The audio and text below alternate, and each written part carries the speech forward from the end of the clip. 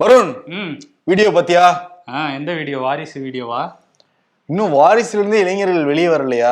சினிமாவை தாண்டி இன்னொரு உலகம் இருக்கு. சும்மா தான் சொன்னேன். அது அந்த வீடியோ நானும் பார்த்தேன். ஒரு ஆமா, வீடியோ இல்ல, 7-8 வீடியோ இருக்கு. அதுவும் 7 வருஷத்து பழைய வீடியோலாம் பரப்பிட்டு இருக்காங்க. வாட்ஸ்அப் வசந்தி அக்கா வாயர்கள் வந்து கிளம்பிட்டாங்க. எல்லா பக்கமும் அந்த வீடியோக்கள் பரவிக்கிட்டு இருக்கு. என்ன வீடியோங்கிறத ஷோக்குள்ள பார்த்தலாமா? ம் ஓகே, ஷோக்குள்ள போயிடலாம். Welcome to the imperfect show. India முழுவதும் என்ன வீடியோ பரவிக்கிட்டு இருக்குன்னா, தமிழ்நாட்டுல வட மாநிலத்தவர் தாக்கப்படுற மாதிரி ஒரு வீடியோ பரவிக்கிட்டு இருக்கு. அதுல டெக்ஸ்ட்லாம் இருக்கு.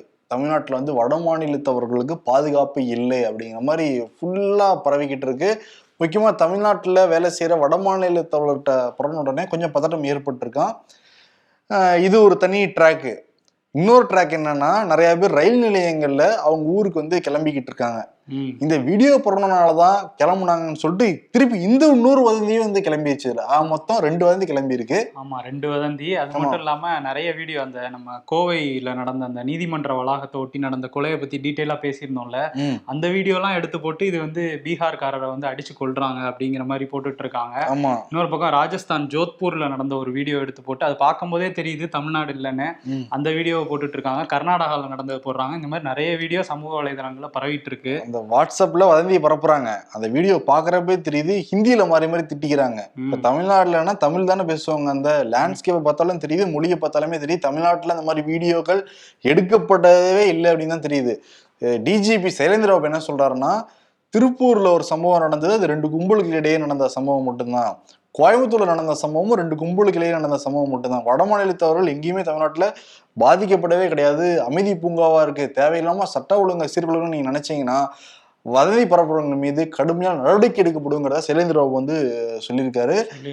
7 ஆண்டு சிறை தண்டனையும் விதிக்கப்படும் அப்படின்னு சொல்லியிருக்காரு. இதுல முக்கியமா ஒரு விஷயம் என்னன்னா, பாஜகவை சேர்ந்த யூபி பாஜகவை சேர்ந்த செய்தி தொடர்பாளர் பிரசாந்த் உம்ராவ் அப்படிங்கிறவர் என்ன பண்ணியிருக்காருன்னா, ஒரு ட்வீட் போட்டிருக்காரு. அந்த ட்வீட்ல வந்து தமிழ்நாட்டில் இதுவரையும் 12 பீகாரிகள் வந்து கொல்லப்பட்டிருக்காங்க. தமிழ் தெரியாதுங்கிற ஒரே காரணத்துக்காக ஹிந்தியில பேசுறாங்க, போஜ்புரியில பேசுறாங்கிற காரணத்துக்காக கொல்லப்பட்டிருக்காங்க அப்படின்னு சொல்லி அவர் ஒரு ட்வீட் போட்டிருக்காரு. அவர் மேலேயும் தமிழ்நாடு காவல்துறை வந்து வழக்கு பதிஞ்சிருக்காங்க. அந்த ட்வீட்ல ஒரு போட்டோ ஆட் பண்ணியிருக்காரு. அதுல வந்து தேஜஸ்வி யாதவும் ஸ்டாலினும் சமீபத்தில் எடுத்துக்கிட்ட அந்த புகைப்படத்தை ஆட் பண்ணியிருக்காரு. ட்விட்டருக்குள்ள போனோம்னாலே தேஜஸ்வி யாதவுக்கு எதிராக ஒரு வார் நடந்துட்டு இருக்கு. அவர் தமிழ்நாட்டுக்கு வந்துட்டு போனதுக்கு அப்புறம் தான் இந்த மாதிரியான விஷயங்கள் நடக்கிறதா அவரு தரப்புல இருந்து சொல்றாங்க. தேஜஸ்வி யாதவ் விளக்கம் கொடுத்துருக்காரு. அதுக்கு முன்னாடி பீகாருடைய முதல்வர் நிதிஷ்குமார் என்ன சொல்றாருன்னா, தலைமைச் செயலாளருக்கும் டிஜிபிக்கும் நான் வந்து உத்தரவு போட்டிருக்கேன், தமிழ்நாட்டுல பீகாரிகள் பாதுகாப்பா இருக்காங்கன்னு சொல்லிட்டு என்னை கேட்டு சொல்லணும் அப்படிங்கிற மாதிரி அவரும் ட்விட்டர்ல போட இன்னும் வந்து பயங்கரமா பத்திக்கிச்சு. தேஜஸ்வி யாதவ் என்ன சொல்றாருன்னா, இதை வதந்தியை பரப்புனது முழுக்க பிஜேபி காரங்க தான். உண்மைக்கு புறம்பா இது பண்றது, பொய்ய பரப்புறது, வெறுப்புணர்வை தூண்டுறது, தேவையில்லாம வன்முறையை விதைக்கிறது எல்லாமே பிஜேபி காரங்க பண்ற வேலை தான். தமிழ்நாட்டுல எல்லா வட மாநிலத்தவரும் ரொம்ப அமைதியா இருக்காங்க, நானும் வந்து பேசிட்டேன் அப்படிங்கிற மாதிரி அவரு வந்து பதில் வேற கொடுத்துருக்காரு. ஆக்சுவலி நிதிஷ்குமாருக்கும் தேஜஸ்வி யாதவுக்கும் நடக்கிற அந்த சண்டையில நம்ம தமிழ்நாட்டை யூஸ் பண்ணிக்கிட்டாங்கன்னு தான் சொல்றாங்க. ஆமா, ஒண்ணு வந்து பிஜேபி வந்து இதை பெருமளவு பீகார் யூபியில வந்து தேஜஸ்வி யாதவுக்கு எதிராக வந்து கிளப்பிக்கிட்டு இருக்காங்க. அவர் தமிழ்நாட்டுல போய் முதல்வரோட பிறந்த நாள்ல கேக் சாப்பிட்டு வந்தாரு. ஆனா அவர் மாநில தொழிலாளர்கள் வந்து கஷ்டப்பட்டுட்டு இருக்கிறத பத்தி அவர் வாயே திறக்கல அப்படிங்கிற மாதிரி அவருக்கு எதிரான ஒரு வாரம் இது போயிட்டு இருந்தது. இதுல நிதிஷ்குமாரும் இன்னைக்கு 4 அதிகாரிகளை வந்து 5 அதிகாரிகளை இங்க தமிழ்நாட்டுக்கு அனுப்பி வைக்கிறாரு. இது தொடர்பா விசாரணை நடத்த. என்ன விசாரணை நடத்த போறது? எதுவுமே நடக்கவே இல்லையா? தான் தமிழ்நாடு அரசும் சொல்லிட்டாங்க, முதல்வரும் வேற சொல்லியிருக்காரு. ஆமா, அதை ஒத்துக்கிட்டா கூட நிதிஷ்குமார் வந்து 4 பேரை அனுப்புறாருன்னா இதுல அவருக்கும் ஏதோ ஆதாயம் இருக்கா அப்படிங்கிற மாதிரி ஒரு நோக்கத்தை ஒரு இதுலயும் நம்ம பார்க்க வேண்டியது இருக்கு. என்னன்னா, தேஜஸ்வி யாதவ் வந்து அவர் தான் அடுத்து சிஎம் ஆக போறாரு. ஏன்னா அங்க அவங்க கட்சிக்கு தான் அதிக ஆதரவு இருக்கு, ராஷ்டிரிய ஜனதா தளத்துக்கு. நிதிஷ்குமார் வந்து நம்ம பிரதமர் வேட்பாளரா போயிடலாம் அப்படிங்கிற ஒரு ஐடியால அவர் போயிட்டு இருக்கு. அவருக்கு அந்த ஆசை இருக்கா? அவருக்கு அந்த ஆசை இருக்கு. அவருக்கு அந்த ஆசை இருக்கும் போதே, அதாவது 2 பேரும் கூட்டணியில இருக்காங்க, இவரு நிதிஷ்குமார் கட்சியும் தேஜஸ்வி கட்சியும். அவருக்கு அந்த ஆசை இருக்கும் போதே இங்க தமிழ்நாட்டுல இவர் தான் பிரதமர் ஆக போறாரு அடுத்துன்னு எல்லாரும் பேசின ஒரு மேடையில வந்து நீங்க போய் கலந்துக்கிட்டீங்களேங்கிறத கூட அவர் ரசிக்காம இருந்திருக்கலாம் நிதிஷ்குமார். இதுல இன்னொரு விஷயம் என்னன்னா, ஒருவேளை அங்க பிரதமர் வேட்பாளராக அவர் போய் தோல்வி அடைஞ்சிட்டாருன்னா திரும்ப பீகாருக்கு வந்து அவர் அந்த மாநில அரசியல்லையும் அவரால் பெரிய அளவுல ஜொலிக்க முடியாதுங்கிறதும் அவர் உணர்ந்துதான் இருக்காரு. ஆமா, தேஜஸ்விக்கு போட்ட ஸ்கெட்சு தமிழ்நாடு வரைக்கும் இங்க வந்திருக்கு. தேவையில்லாம இங்க பல பிரச்சனைகள். ஸ்டாலின் என்ன வந்து சொல்லியிருக்காருன்னா, அமைதி பூங்காவா இருக்கு தமிழ்நாடு. இன்னொன்னு என்னன்னா, வட மாநிலத்தவர்கள் தமிழ்நாட்டுக்கு வந்து அவங்களுடைய வாழ்வாதாரத்தையும் உயர்த்தி தமிழ்நாட்டோடைய வாழ்வாதாரத்தையும் உயர்த்தியிருக்காங்க. இந்த மாதிரி எந்த சம்பவமும் நடக்கவே இல்லை, நானும் வந்து உத்தரவு போட்டிருக்கேன் டிஜிபின்ட்டு தொழிலாளர் நலத்துறை அமைச்சர் சி கணேசன் அவரும் வந்து அறிக்கையை கொடுத்திருக்காரு. இங்க மெட்ரோ ஆகட்டும், பல்வேறு கட்டடங்கள் ஆகட்டும், எல்லாமே வட மாநில தொழிலாளர்கள் வந்து நமக்காக வந்து கட்டி கொடுத்தாங்க. அவங்கள வந்து நம்ம பாதுகாப்பாக தான் பார்த்துக்கிட்டு இருக்கோம். அந்த மாதிரி சம்பவங்கள் வந்து நடைபெறல, நடவடிக்கை எடுப்போங்கிற மாதிரி அவர் சைடுல இருந்து அறிக்கை வந்திருக்கு.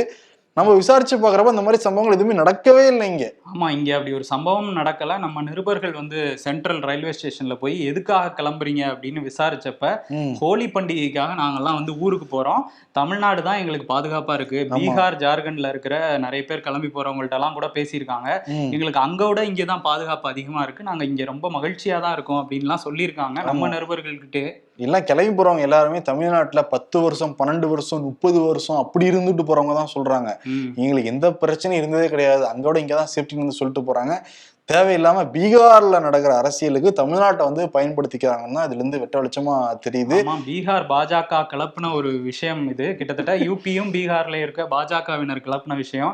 அதுல நிதிஷ்குமாரும் குளிர்காயிறாரோ அப்படிங்கிற சந்தேகமும் இல்லாம இருக்கு. இன்னொரு பக்கம் தமிழ்நாடு பாஜக தலைவர் அண்ணாமலை என்ன சொல்றாருன்னா, இந்த மாதிரி சம்பவங்கள் தமிழ்நாட்டில் நடக்கவே இல்லை, பீகார் மாநில பாஜக தலைவர்கிட்ட பேசினாராம், இந்த மாதிரி நடக்குதாமே நீங்க பாருங்கன்னு சொல்லிட்டு உடனே சொல்ற மாதிரி சம்பவம் நடக்கவே இல்லை, எல்லாம் பாதுகாப்பா இருக்காங்க, இந்த விஷயத்துல அரசியல் செய்ய எதுவுமே இல்லைங்கிறதையும் சொல்லியிருக்காரு. அவர் என்ன பாயிண்ட் கிடைக்கும்னு நினைச்சுக்கிட்டு இருக்கிற அண்ணாமலையே இப்படிதான் சொல்றாரு. வானதி சீனிவாசன் என்ன சொல்றாங்கன்னா, இந்த மாதிரி வதந்தி பரப்புறவங்க மீது தேசிய பாதுகாப்பு சட்டத்துல கைது செய்யணும்னு சொல்லிட்டு அவங்க ஒரு சைடு அறிக்கை கொடுத்துருக்காங்க. அதாவது அவர் அண்ணாமலை சொல்லும் போது என்ன சொல்றாருன்னா, இந்த விஷயத்துல நான் சொல்றேங்க, தமிழ்நாடு அரசும் காவல்துறையும் சரியா நடந்துட்டு இருக்காங்க அப்படின்னு அவரே பேசுறாரு.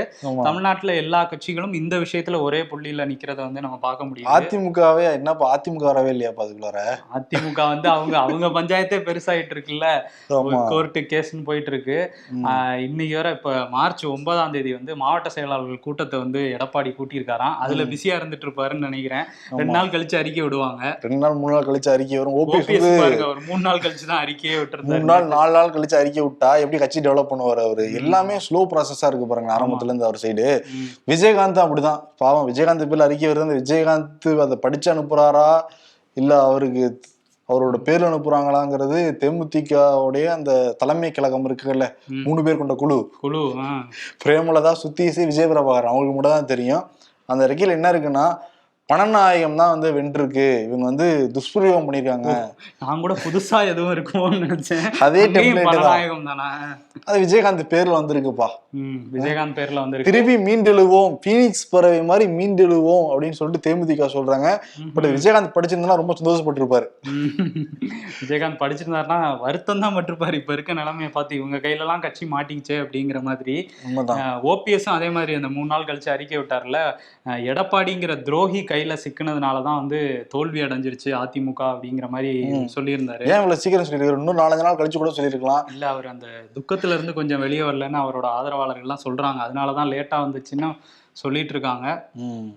தமிழ்நாட்டில் நடந்த ஒரு முக்கியமான வழக்கு, தர்மபுரியில வச்சாத்தி கிராமத்துல 1992ஆம் ஆண்டு சந்தன கடத்தல் நடத்துறாங்களா இல்லையான்னு சொல்லிட்டு ஆய்வு பண்றோம்னு சொல்லிட்டு அந்த கிராமத்துக்குள்ள புகுந்த வருவாய்த்துறை, காவல்துறை, வனத்துறை அந்த கிராமத்தையும் சூறையானாங்க. சூறையானது மட்டும் இல்லாம 18 பெண்களை பாலியல் வன்கொடுமையும் வந்து செஞ்சாங்க. நீதிமன்றத்துல தொடர்ந்து வழக்கு நடந்துட்டு இருந்தது. அதுல வன்கொடுமை செய்த 17 பேருக்கு தண்டனை கொடுத்தது மட்டும் இல்லாம அப்ப அந்த ஆய்வுக்கு போன 269 பேருக்கும் தண்டனை கொடுக்கப்படும் சொல்லிட்டு நீதிமன்றம் வந்து சொல்லியிருந்தாங்க. சென்னை உயர்நீதிமன்றத்துல தண்டனை எங்களுக்கு கொடுக்கூடாது அப்படிங்கிற மாதிரி வந்து எதிர்த்தரப்பு வழக்கு போட சென்னை உயர்நீதிமன்றம் நேரடியாவே இப்ப களத்தில் இறங்கி விசாரிக்க ஆரம்பிச்சிருக்காங்க. நீதிபதி வேல்முருகன் அந்த வச்சாத்தி கிராமத்திலே போய் விசாரணை பண்ணிக்கிட்டு இருக்காரு. ஆமா, நேரடியா போய் விசாரிக்கிறோம் அந்த மக்களை அப்படின்னு சொல்லிட்டு அங்க போயிருக்காங்க. இதுல வந்து வச்சாத்தி கிராம மக்களுக்கு வந்து நீதி கிடைக்கணும். ஆமா, கிட்டத்தட்ட 30 வருஷமா நடந்துகிட்டு இருக்குப்பா. இப்ப ஒரு பழமொழி சொல்லுவாங்களா இல்லையா, தாமதிக்கப்பட்ட நீதி மறுக்கப்பட்ட நீதிக்கு சமம். 30 வருஷம் ஆயிருச்சு. நிச்சயம் இனிமேல் தீர்ப்பு கொடுத்தாங்கன்னா, தண்டனை கொடுத்தாங்கன்னா ரொம்ப கடுமையான தண்டனையா இருக்கணும். அதே மாதிரி இன்னொரு வழக்கு இந்தியாவையே உழுக்குன ஒரு வழக்குன்னு சொல்லலாம். உத்தரப்பிரதேசத்துல அந்த ஹத்ராஸ் மாவட்டத்தில் நடந்த அந்த பாலியல் சம்பவம். அதுல வந்து பட்டியலின பெண் வந்து பாலியல் வன்கொடுமை செய்யப்பட்டாங்க. கூட்டு பாலியல் வன்கொடுமை. ஒரு 4 பேர் வந்து அதுல கைது செய்யப்பட்டு சிபிஐ தொடர்ச்சியா விசாரணை எல்லாம் நடத்தினாங்க. அதுல வந்து இப்போ சிறப்பு நீதிமன்றம் வந்து தீர்ப்பு கொடுத்திருக்காங்க. ஹத்ராஸ் சிறப்பு நீதிமன்றம். அதுல 3 பேர் வந்து அவங்க நிரூபிக்க முடியல அப்படின்னு சொல்லிட்டு அவங்கள விடுதலையே பண்ணிட்டாங்க. ஒரு ஆளுக்கு மட்டும் ஆயுள் தண்டனை கொடுத்திருக்காங்க, சந்தீப்ங்கிற நபருக்கு. அவர் தான் முக்கிய குற்றவாளியா வந்து போலீசாராலையும் சொல்லப்பட்டவர். ஆனா அவருக்குமே எதுக்கான தண்டனை அப்படின்னு பார்த்தா, அவர் வந்து மரணம் ஏற்படுத்துற வகையில் அந்த பெண்ணை தாக்கியிருக்காரு அப்படின்னு சொல்லி தான் வந்து அவருக்கு தண்டனை கொடுக்கப்பட்டிருக்காங்க. ஒரு பாலியல் வன்கொடுமை நடந்ததுக்கான ஆதாரமே இல்லைன்னு சொல்லியிருக்காங்க. இது ஒரு பெரிய அதிர்ச்சியா தான் இருக்குது. கூட்டு பாலியல் வன்கொடுமை நடந்திருக்கு, ஒரு பெண்ணை இறந்து போயிருக்காங்க, ஆனா ஒரு மட்டும் தான் குற்றவாளியா. அதுவும் இந்த சம்பவத்தில் வந்து அந்த குடும்பத்தினருக்கே தெரியாமல் மாவட்ட நிர்வாகம், காவல்துறையெல்லாம் சேர்ந்து எந்த தடயமும் கிடச்சிடக்கூடாது கூடாது அப்படிங்கிறதுக்காக எரிச்சிட்டாங்க அப்படின்னு சொல்லி அந்த டைமில் எதிர்கட்சிகள்லாம் வந்து பெரிய போராட்டம்லாம் நடத்தினாங்க. இந்தியா முழுக்க கொந்தளிச்சுதேப்பா. ஆமாம், இந்தியா முழுக்குமே ராகுல் காந்தியே போனாரு அங்க. ஆமாம், நேராக போனாரு. நிறைய பேர் அங்கே பார்க்க விடலை அவங்க குடும்பத்தினரை. இப்போவுமே அவங்க குடும்பம் இருக்க அந்த வீட்டுக்கு சுற்றி வந்து 30 சிஆர்பிஎஃப் வீரர்கள் வந்து நிறுத்தி வைக்கப்பட்டிருக்காங்களாம். யாரும் வந்து அவங்கள தாக்கிடக்கூடாது அப்படின்னு. அப்போ வந்து யூபியில் எந்த அளவுக்கு இருக்குன்னு பாருங்க.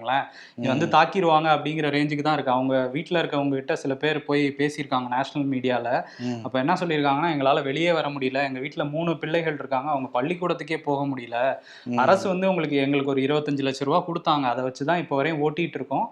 எங்களுக்கு இது முடிஞ்சிருச்சுன்னா வேலை கூட கிடைக்காது, யாரும் வேலை தர்றது கூட ரெடியா இல்லைன்னு அந்த குடும்பமே ஒரு மோசமான நிலைமையில இருக்கு. அந்த நேரத்துல இப்படி ஒரு சம்பவமும் நடந்திருக்கு. இப்ப அதுல எதிர்த்தரப்பு வழக்கறிஞர், அதாவது அந்த பெண் தரப்பு வழக்கறிஞர் என்ன சொல்லியிருக்காங்கன்னா, நாங்க இதை எதிர்த்து மேல்முறையீடு பண்ண போறோம் அப்படின்னு சொல்லியிருக்காங்க. பாருங்க, பாதிக்கப்பட்டவங்க வீட்டு சிறையில் இருக்க மாதிரி இருக்காங்க. பட் குற்றவாளிகள் வந்து தப்பிச்சு போயிட்டு இருக்காங்க, ஒரு மட்டும் தான் குற்றவாளியா. இது என்ன வகையான நியாயம்னே தெரியவே இல்லை. இன்னொரு பக்கம் என்னன்னா, தமிழ்நாட்டில் தொடர்ந்து நடந்துகிட்டு இருக்கு இந்த ஆன்லைன், இந்த ரம்மியிலாம் போய் விளையாடி தொடர்ந்து தற்கொலை நடக்கிறது. இப்போ சேலையூர்ல வினோத்குமார் அப்படின்னு சொல்லிட்டு அந்த மெடிக்கல் ஷாப் வச்சு நடத்திக்கிட்டு இருக்கிறோம். அவரு ஆன்லைன்ல நிறைய கடன்கள்லாம் வாங்கி வந்து 20 லட்ச ரூபா பணத்தை போட்டு விளையாடி இருக்காரு. எல்லாமே லாஸு. இப்போ தற்கொலை பண்ணி இறந்து போயிட்டாரு. இந்த மாதிரி நடக்கிற ஒவ்வொரு தற்கொலைக்கும் ஆளுநர் தான் காரணம்னு சொல்லிட்டு அப்பவே சொன்னாங்க. இந்த சட்ட மசோதா நிறைவேற்றவே இல்லை, ஒப்புதல் கொடுக்கவே இல்லைன்னு சொல்லிட்டு ஆளுநர் மேல தான் சொன்னாங்க. இப்போ ஆளுநர் தான் எல்லாரும் கை காமிக்கிறாங்க.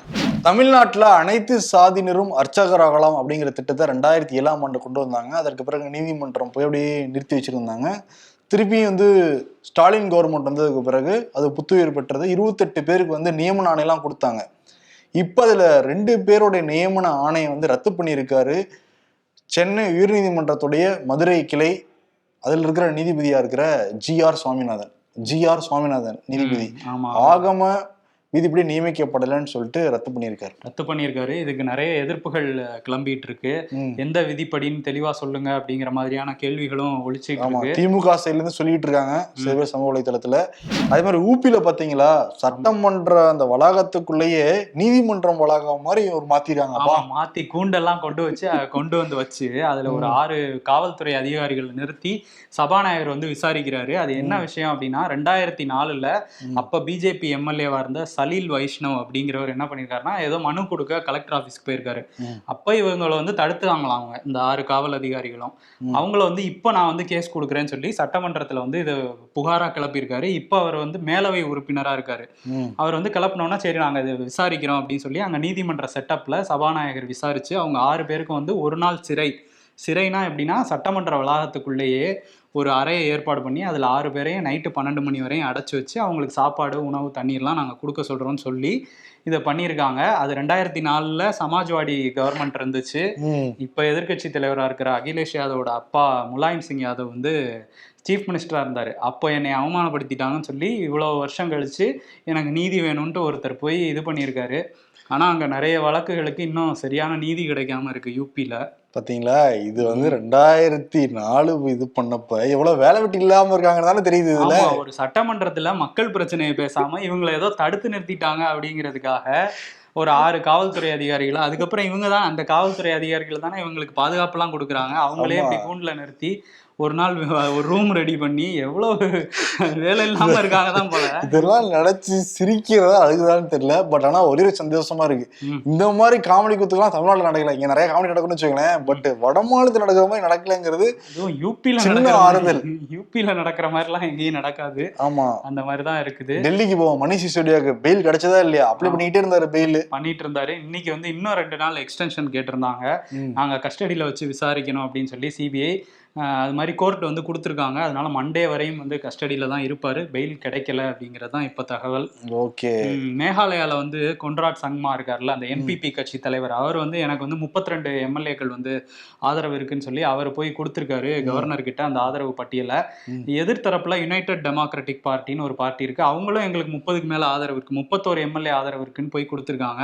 அவங்க 2 பேர் கொடுத்ததுலயுமே வந்து ஹில்ஸ் பீப்புள் டெமோக்ராட்டிக் பார்ட்டிங்கிறது வந்து எங்களுக்கு தான் ஆதரவுன்னு கொடுத்துட்டு இருக்காங்க.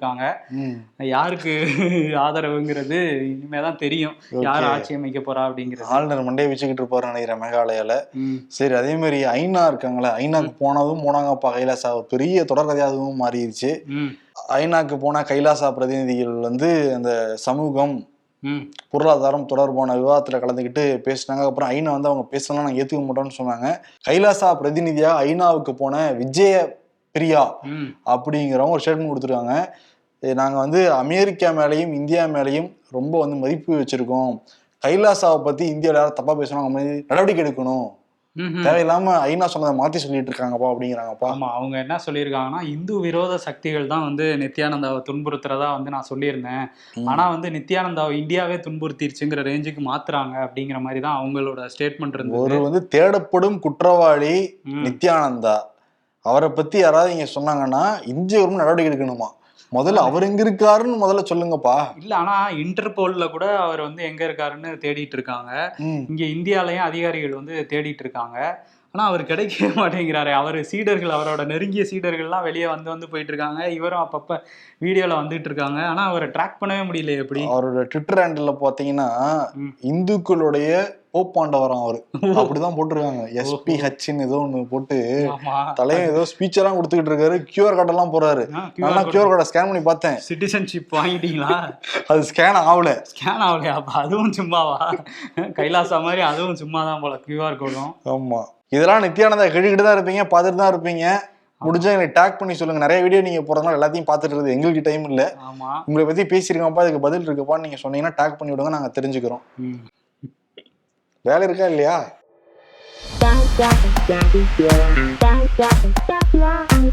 30 லட்சத்துக்கு வீடு கட்டி வாடகைக்கு விட்டா மாசம் 10,000 கிடைக்கும்.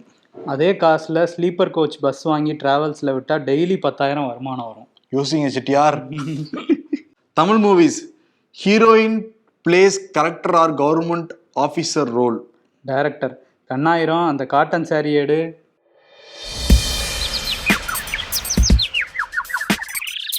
அதானி பங்கு வீழ்ச்சி அடைஞ்சதுக்கு சந்தோஷப்பட்டீங்கல்ல, அதுக்கு தான் உங்களுக்கு சிலிண்டர் விலையை உயர்த்தி இருக்கேன் அப்படிங்கிறாங்க அப்படின்னு சொல்றாங்க. ஜி டீ 20 ரூபா சார். நேத்து 15 ரூபா தானே வாங்கினேன். சிலிண்டர் விலை 50 ரூபா ஏறி போச்சு சார். அது வீட்டு உபயோக சிலிண்டர் தானே. அதெல்லாம் எனக்கு தெரியாது. சிலிண்டர் விலை ஏறுனா டீ விலை ஏறும் அப்படிங்கிறாங்க. ஆக்சுவலி வந்து கமர்ஷியல் சிலிண்டரும் ஏத்திருக்காங்க. ஆமா, ஏத்திருக்காங்க. இதோ வந்துட்டேன். வருண், யாருக்கு விருது கொடுக்கலாம்? வதந்தியை வந்து பரப்பிட்டு இருக்காங்கல்ல, அவங்களுக்கு கொடுக்கலாம். அந்த வதந்தின்னு சொல்லும் போது இன்னொரு வதந்தி, இந்த மெட்ரோ ரயில் நிர்வாகத்துல சில பேர் டிக்கெட் பரிசோதகர்னு சொல்லிட்டு உள்ள போயிட்டு காசெல்லாம் அபராதம்லாம் வாங்கியிருக்காங்க. அதனால மெட்ரோல இருந்து ஒரு அறிக்கை வந்திருக்கு, அந்த மாதிரிலாம் கிடையாது, அப்படி எந்த டிக்கெட் செக்கரும் இருக்க மாட்டாங்க, கவனமா இருங்கன்னு சொல்லியிருக்காங்க. சரி, இந்த வதந்திக்கு வரும். எப்படி எல்லாம் கிளம்புறாங்க பாத்தீங்களா இல்லையா? வேலை வெட்டிலாம் போய் நிக்கிறது, நம்ம செக்கரா நிக்கலாம் அப்படின்னு. அதுதான் வேலையே, ஏமாத்துறதுதான் வேலையே.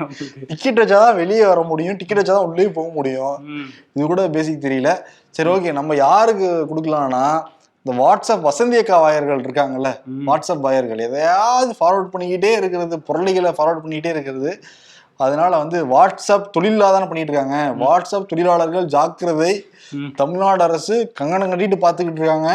யாராவது தேவையெல்லாம் வதந்தி பரப்புனீங்கன்னா அப்படி லபக்குன்னு பிடிச்சிட்டு போய் 7 வருஷம் ஜெயிலில் போட்டுருவாங்க. பாத்துக்கோங்க. ஆமா, வடமாநில தொழிலாளர்கள் மாதிரி வாட்ஸ்அப் தொழிலாளர்களா?